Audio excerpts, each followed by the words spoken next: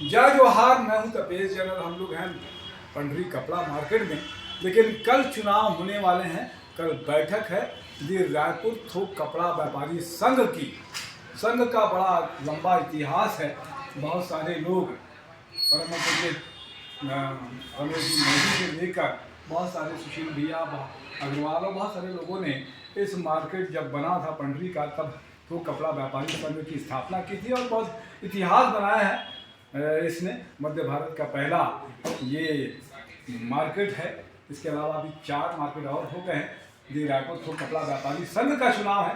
इसके अंतर्गत में आते हैं सुनील जी जैन हमारे साथ में, महेश मरगानी जी है, ऐसा साड़ी वहीं पर हम लोग यहाँ पर, मोहन भोतवानी जी हमारे साथ में है।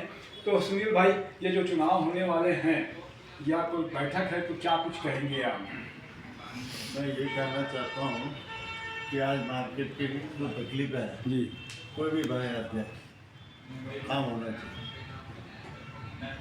जो समस्याएं हैं, क्या क्या समस्याएं दिखती है आपको? समस्या तो अब चौकीदार का है जी और टॉयलेट्स के हैं, जी, जो भी टॉयलेट्स की है, पार्किंग का है। हाँ पार्किंग के है।